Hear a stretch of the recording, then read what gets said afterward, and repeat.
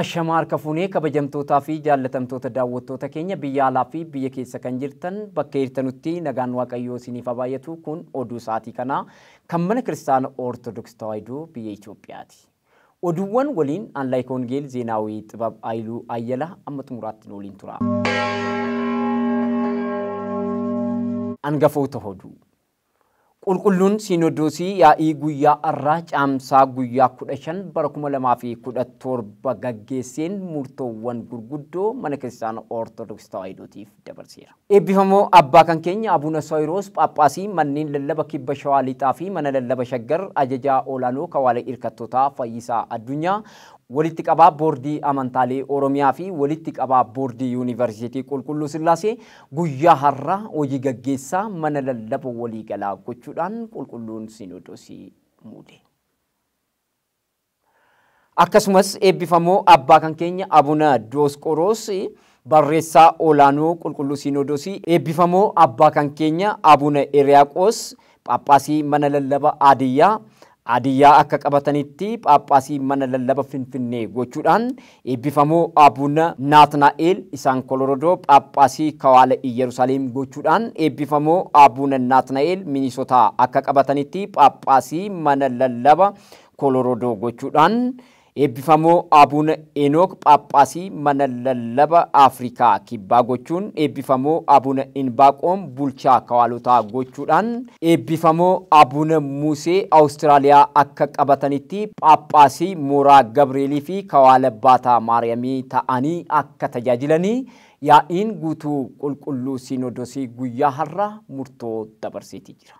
Oduu kana kan gabaasee kutaa sabqunnamtii hariiroo uummataa mana lallaba walii galaati.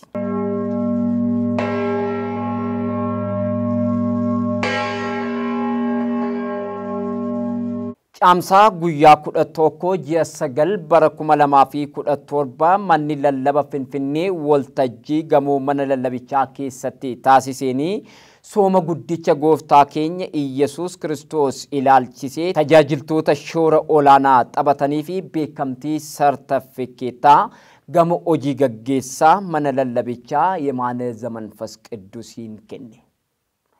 Oduu kanas kan gabaasee miidiyaa mana lallaba Finfinneeti.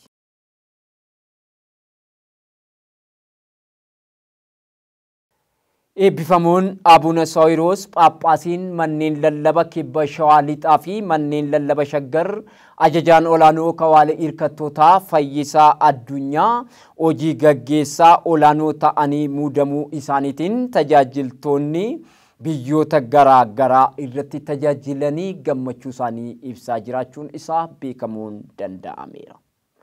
Akka maddi odeeffannoo keenyaa ibsutti eebbifamoon abbaan kan keenyaa Abuna Saawiroos hojii gaggeessaan mana lallaba waliigalaa fi Phaaphaasiin manneen lallaba kibba Shawaa Lixaa fi mana lallaba Shaggar ajajaan olaanoo Kawaala Irkattootaa Fayyisaa Addunyaa waggaawwan 20 darban keessatti tokkummaa mana kiristaanaa cimsuu bulchiinsa gaarii mirkaneessuu fi akkasumas immoo tajaajiltoota biyyoota adda addaa keessatti bittinnaa'anii jiran walitti qabuudhaan qooqaa fi afaan isaaniitiin mana kiristaanaa akka tajaajilan shoora olaanaa abbaa taphatan waan tahaniif karaa fuulduraatti mana kiristaana Ortodoksii Tawaahidoo ishee baadiyyaaf ishee magaalaa akkasumas immoo ishee biyya alaaf ishee biyya keessaatii fi eebbifamoon abbaan kan keenya Abuna Saawiroos hojii gaggeessaa mana lallaba waliigalaa ta'anii muudamuun isaanii carraa guddaadha ala jedhan bulchitoonni Kawaalaa faarfattoonni dilbataa bakka buutonni waldaalee garaagaraa fuula sooshaal miidiyaa isaaniitiin illee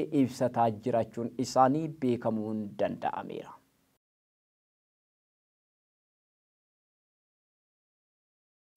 Oduuwwan sa'aatii kanaaf qabannee isiniif dhiyaanne asirratti xumurreetii jirra. Qophiiwwan televezyiinii EOTC Afaan Oromoo itti fufuu bakka jirtanitti nagaan Waaqayyoo nu wajjiniin haa ta'u.